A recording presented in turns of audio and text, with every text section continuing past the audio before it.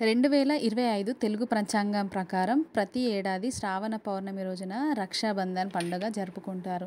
ఈ ఏడాది 9 ఆగస్టు 2025 శనివారం నాడు రాఖీ పౌర్ణమి పండుగ.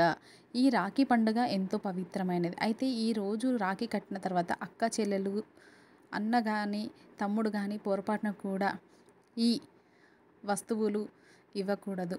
అలా ఇస్తే పరమ దరిద్రాన్ని కలిగిస్తుంది. మరి ఆ ఇవ్వకూడని వస్తువులు ఏమిటో ఇప్పుడు ఈ వీడియోలో తెలుసుకుందాం.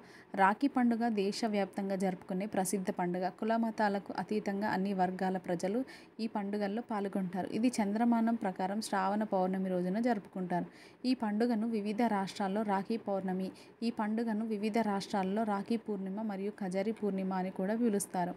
ఈ పండుగ సందర్భంగా సోదరీమణులు సాధారణంగా తమ సోదరులపై తిలకం పెట్టి వారి సోదరుల మణికట్టుకు రాఖీ అనే పవిత్ర దారాన్ని కట్టి హారతి ఇచ్చి వారి మంచి ఆరోగ్యం మరియు దీర్ఘాయువు కోసం ప్రార్థిస్తారు.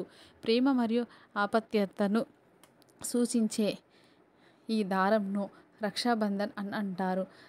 అంటే రక్షణ బంధం అని అర్థం. బదులుగా సోదరుడు తన సోదరికి బహుమతిని అందజేస్తాడు మరియు ఆమెను జాగ్రత్తగా చూసుకుంటానని ప్రమాణం చేస్తాడు.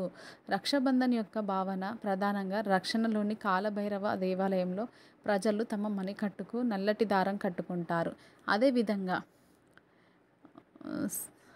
జమ్మూలోని శ్రీ వైష్ణదేవి ఆలయంలో అమ్మవారిని పూజించిన తర్వాత నుదుటిపై ఎర్రటి పట్టిని కట్టుకోవటం మనకు కనిపిస్తుంది. హిందూ మతపరమైన కార్యక్రమాలలో పూజా కార్యక్రమం ప్రారంభానికి ముందు ఆచారాన్ని నిర్వహించేవారు మణికట్టుకు క్రీస్తు దారం కట్టడాన్ని మనం గమనిస్తాము కూడా అంతే.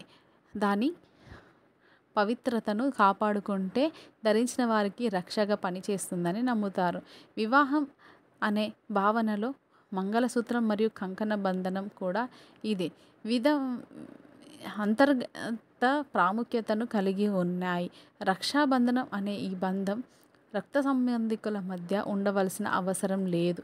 ఒక అమ్మాయి రాఖీ కట్టడం ద్వారా అబ్బాయిని తన సోదరుడిగా దత్తత తీసుకోవచ్చు. ఈ ఆచారం సోదరుల ప్రేమ యొక్క బంధాన్ని బలపరచడమే కాకుండా కుటుంబ సరిహద్దులను కూడా అధిగమించింది. సన్నిహితులు మరియు పొరుగువారి మణికట్టుకు రాఖీ కట్టినప్పుడు అది సామరస్యపూర్వకమైన సామాజిక జీవితం యొక్క అవసరాన్ని నొక్కి చెబుతుంది. ఇది వారి దృష్టిని వారి సొంత కుటుంబం యొక్క సరిహద్దులని దాటి మొత్తం భూమికే ఒకే కుటుంబంగా అనే వసుదైక కుటుంబంగా విస్తరించడానికి సహాయపడుతుంది. లేదా తమ్ముడికి కానీ ప్రేమ సూచకంగా సోదరి కట్టే ఒక పట్టిని రాఖీ అని పిలవడం విశేషం.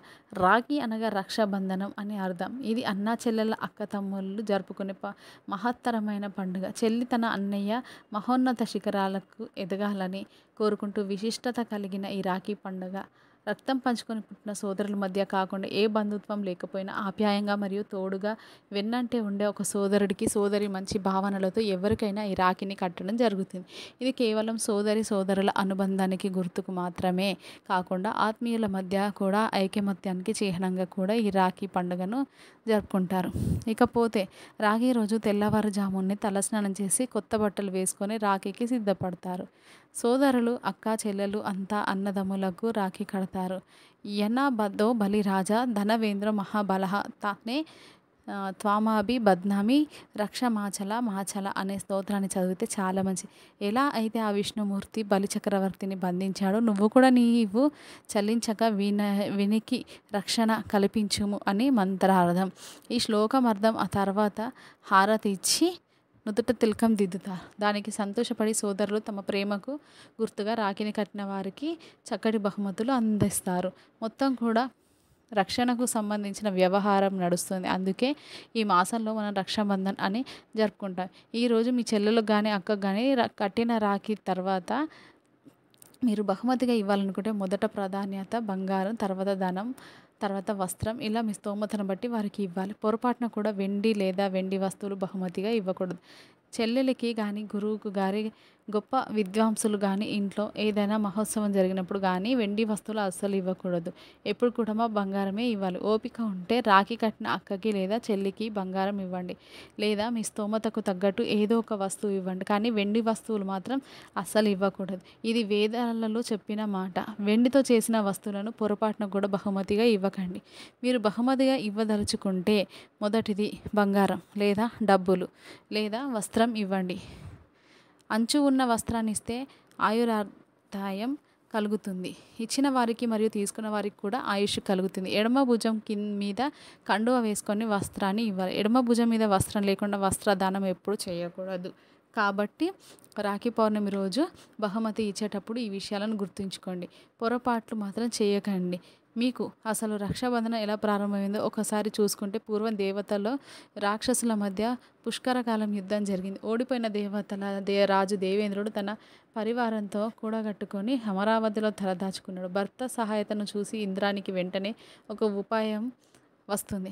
రాక్షసరాజు అమరావతిని దిగ్బంధనం చేస్తున్నాడని తెలుసుకొని భర్త దేవేంద్రుడికి యుద్ధం చేయడానికి ఉత్సాహాన్ని కల్పిస్తుంది. సరిగ్గా ఆ రోజు శ్రావణ పౌర్ణమి కావడంతో పార్వతీ పరమేశ్వరులను లక్ష్మీనారాయణను పూజించి కుడి చేతికి రక్షణ తాడును కడుతుంది. అది గమనించిన దేవతలు అందరు వారు పూజించిన రక్షణను తీసుకొని వచ్చి ఇంద్రుడికి కట్టగా సమరంలో గెలిచిన ఇంద్రుడికి చివరికి తిరిగి త్రిలోకాధిపత్యం పొందుతాడు. అలా ప్రారంభించిన ఆ రక్షాబంధనం ఈరోజు రాఖీగా ఆచారం అయ్యిందని పురాణాలు చెప్తున్నాయి. అంతేకాకుండా ఇతిహాసాల ప్రకారం ద్రౌపది శ్రీకృష్ణుని అన్నా చెల్లెల అనుబంధం అత్యంత అందంగా కనిపిస్తుంది. శిశుపాలుని శిక్షించే సమయంలో సుదర్శన చక్రాన్ని ప్రయోగించిన కృష్ణుడు చూపుడు వేలుకు రక్షాధారంగా కారుతుంది.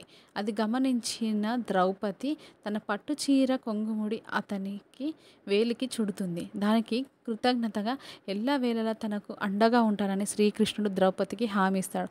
అందుకు ప్రతీకగా దుశ్శాసనుడి నుండి ఆమెను కాపాడుతాడు. అలా కూడా రాఖీ పండుగ ఆవిర్భవించిందని మరికొందరు చెబుతుంటారు.